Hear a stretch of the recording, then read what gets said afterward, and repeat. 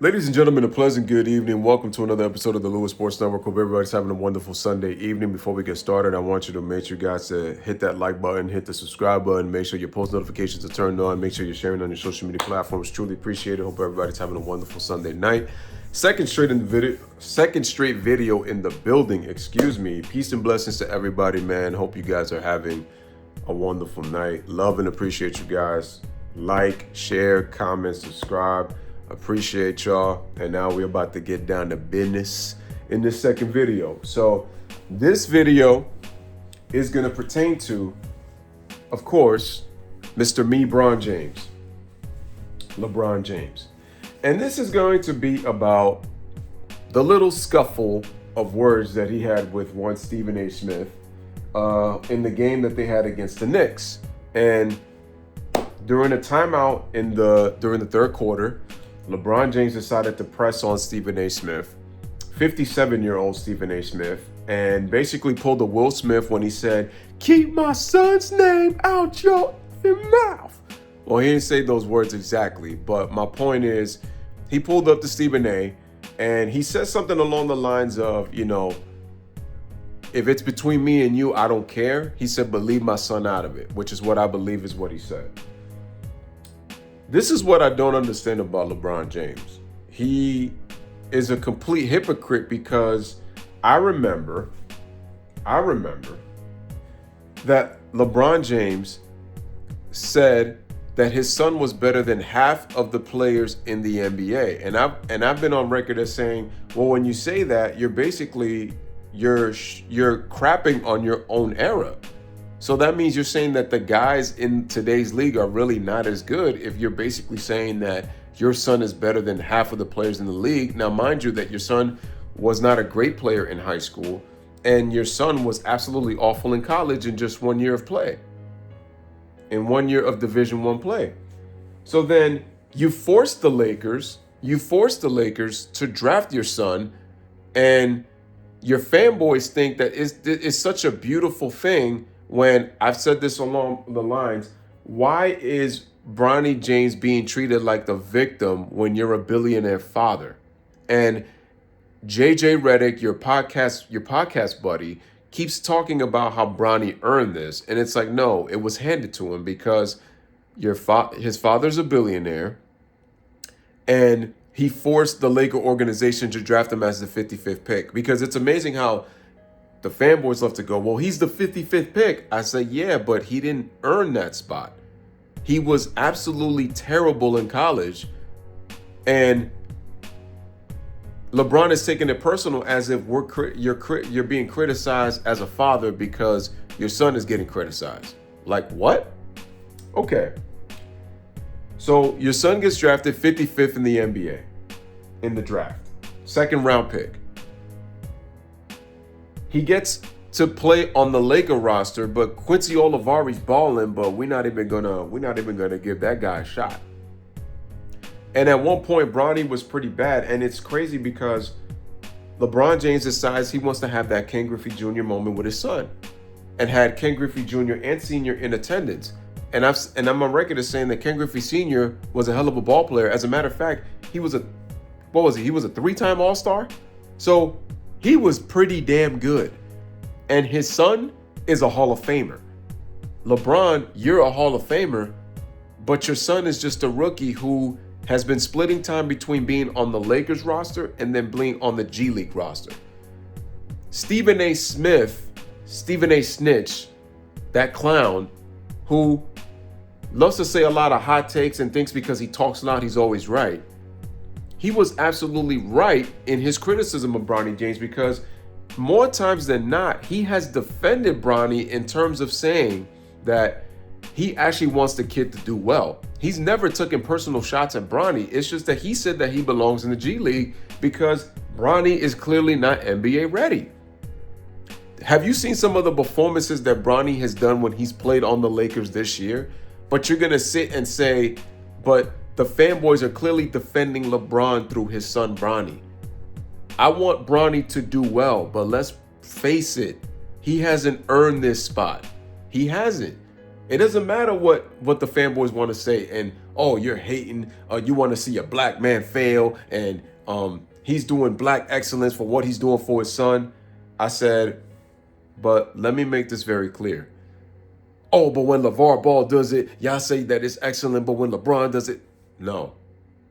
LeBron is copying off of people. It just shows you he has no originality to what he does. LeVar Ball, yeah, he marketed his sons to be in the NBA, and yeah, he said some pretty outrageous takes. But ask yourself, was he always speaking for his sons? No, because at this point, they're men. Do you see him constantly talking about LaMelo Ball or Lonzo? No. At this point, they're in the NBA. LeVar did his job. Now they got to stand on business and stand up for their own, and they got to advocate for themselves.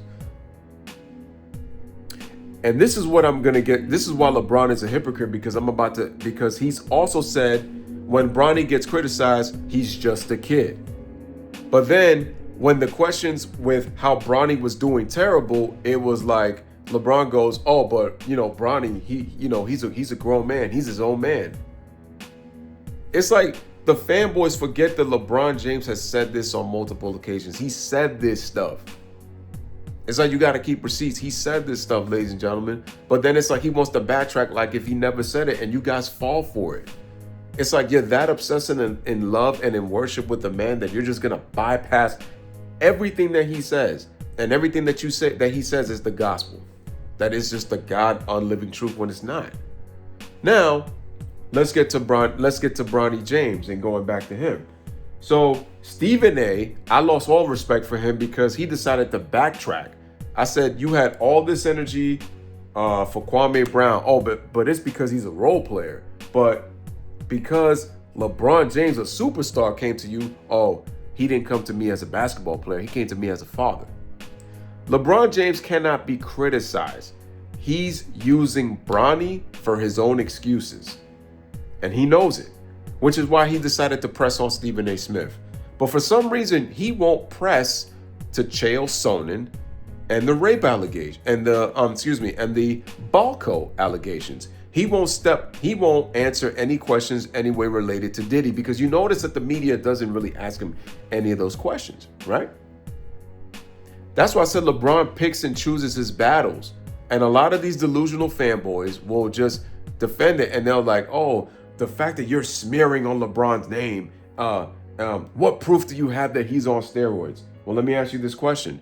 When he was playing so bad earlier this year, why you guys were saying he's 40 years old? And then when he's playing and when he's jumping out the gym and he's playing great and he's playing defense against these weak teams, all of a sudden, he's the best player in the NBA. You can't tell me he's not a top 5 player in the NBA. There's always an excuse and there's always goalposts moving. But for some reason, do you see Carmelo Anthony capping for his son? Yeah, he's going to Syracuse, but Carmelo also said that you're going to earn this. He said, I'm not going to hand it to you. Dwayne Wade did the same for his son. But LeBron James' son gets a guaranteed contract and a draft spot in the NBA.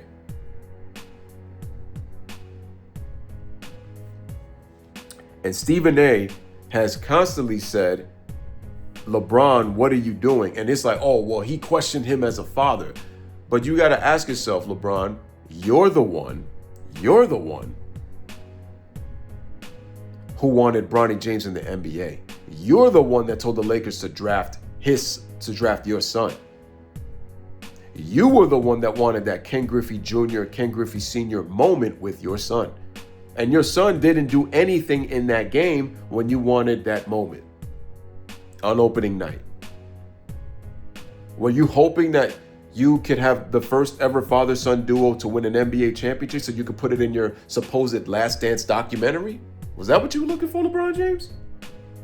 But you can't handle the criticism your son gets, but you said he was a grown man. Then you say he was just a kid. Now he's just a kid again and you're going to defend him? And it's so funny that you defend him and come at Stephen A. Smith, but you won't come up after all these guys for all these other allegations. But yet, these same fanboys that keep talking about black excellence when it comes to you disrespect other black players such as Jordan and Kobe Bryant. And I'm not saying that they're perfect people, but they're black men. And for some reason, people don't want to associate Kobe with black because he spent a lot of his time in Italy. But did Kobe Bryant at 4 years old tell his father that he wants to stay in the States because it would erase his manhood and his blackness if he went to Italy being raised over there? Help me understand that. The mindset that you obsessed cult fans have is just, cult fans, I should say, is beyond me. So now let's get to this on why LeBron James is a hypocrite. And you know what's so interesting? LeBron James comes to the defense of his son Bronny, despite the fact that he says Bronny's a grown man, but then he wants to change his stance. Well, comedian Aries Spears decided to weigh in on the Stephen A. LeBron James situation. We're going to take a listen to what he said, and then we're going to listen to what I have to say in my reaction to what Aries Spears says. So let's take a listen to what he says. Yo, what up, it's your boy Aries Spears here. Listen, man, I want to comment on a moment that went viral, I guess, between Stephen A. Smith and LeBron James at the Laker game, which Stephen A. Smith addressed on First Take, I think this morning, where LeBron James approached him during the game, and you could tell by the facial expressions and the body language that LeBron James wasn't pleased, apparently, about what Stephen A. Smith was saying in regards to Bronny being in the NBA and his performance. And I got to tell you, this is why I have a problem with LeBron. One of the reasons why I have a problem, because LeBron is a hypocrite. And I kind of wish that Stephen A. hadn't backpedaled just because of LeBron confronting him. Because if you remember early in LeBron's career, and I mean early, there was a moment where in a game in Cleveland, I forget who they were playing, and LeBron James got into a skirmish with the opposing team with several players underneath the backboard, sitting courtside near. Now, I had to pause the video for a second because I want to add a bit of context to what Aries Spears is saying. So the game that he's talking about happened in the playoffs in 2008. I don't remember if it was game 3 or game 4 because I remember this happening in Cleveland. And it was against the Boston Celtics, and this was the second round of the playoffs. Boston faced the Cavaliers in the series. It was a defensive series throughout. Boston eventually won the series in 7 games, with LeBron having 45 and Pierce having 41. But getting a bit off topic. But getting back to the point, the game was a playoff game, and LeBron got fouled really hard. I don't remember if it was Pierce or Garnett, but I know that one of those guys were involved in the play. And I'm not going to say too much because I want you to listen to what Aries says when it comes to the situation that happened. So it happened in the playoffs. I don't know if it was game 3, game 4, or game 6 of the 2008 Eastern Conference semifinals, but I know it happened in the playoffs, and it happened in Cleveland. And the skirmish, I believe, happened between LeBron and Paul Pierce. Now, if it wasn't Paul, I know it was Kevin Garnett, but they were all around each other. But just take a listen to what Aries Spears is going to say for the rest of it. Courtside. And his mother jumped into the mix and started, trying to curse the players out and take up for her son. And just to add some real context, one of the first things that Stephen A. Smith said was, LeBron didn't approach me as a basketball player. He approached me as a father, which I could understand. So now let me go back to my point. So when LeBron's mother did that, LeBron specifically yelled at his mother, "Sit your behind down." Because LeBron knew that, hey, I don't need you to save me. I know I'm your son and you're my mother and I'm your child, but I'm a professional basketball player playing a professional sport. And this comes with it. So I don't need my mommy to save me. Well, why is this any different? Steve. Now, you see what he said right there? And I remember LeBron vividly telling his mom when she was cursing out Pierce and Garnett, LeBron literally told her to sit her you-know-what down. They had to bleep out because he used the A word. LeBron can tell his mom that he's a grown man, and this is 23-year-old LeBron James at the time. Bronny James is what, 20? Not even that far off from where LeBron was when he was in his playing days. And he's telling Stephen A. Smith to keep my son's name out your mouth. He came to the defense of Bronny James, but he told his mom to sit, you know what now, because I'm a grown man. I'm a professional basketball player. And it's so funny because the fanboys would go, oh yeah, well Bronny's a professional, he's in the league and all that kind of stuff, but he's just a kid. When you're in the NBA and when you're in a profession such as basketball, when you're in a professional sport, you're grown now. And criticism is a part of the sport. It's going to happen. You're not going to be able to escape criticism. But for some reason, LeBron wants people to talk only nice things about his son. So that shows you that the apple doesn't fall too far from the tree, does it, LeBron? Because Bronny is a reflection of you. See, Bronny gives you clout and gives you a reason to talk.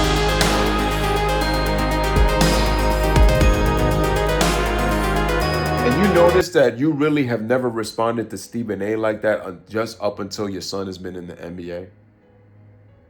So now the NBA commentators, sports analysts, sports journalists can't talk about Bronny James now because he's your son. What has not been player empowerment. Player empowerment is a mirage and an illusion, thinking that that's what LeBron brought, but he's brought entitlement, not empowerment. He hasn't brought empowerment. LeBron calls it empowerment because it benefits him. But it's really if you scratch the word empowerment, it's really entitlement. Look how these players today act. Paul George just came out and said that he wants to focus on the championship and not be on his podcast. But he's clearly shown how delusional and how pathetic he really is. You should really be called Podcast B for that reason. But I just wanted to touch on that because it's true. He told his mom to sit her you-know-what down. Stephen A. should have stand his ground because he was talking about how you're putting your son, setting him up for failure and openly getting criticized because he's now in the NBA. It's normal. But you call yourself the greatest of all time. Scrutiny comes with that. It shows you what a loudmouth hypocrite. I told you guys a long time about LeBron. He is the GFOT, the greatest fraudulent front runner of all time. He wants to pick on a 57-year-old Stephen A. Smith. He got all that smoke for Stephen A. Smith. But he doesn't have all that smoke for Isaiah Stewart when he knocked him down a couple of seasons ago. As a matter of fact, Russ came to your defense, LeBron James. The same Russ who you wouldn't defend when he was getting scrutinized by the media. Ain't that a you-know-what? The greatest fraudulent frontrunner of all time and the hypocrite of all hypocrites, ladies and gentlemen.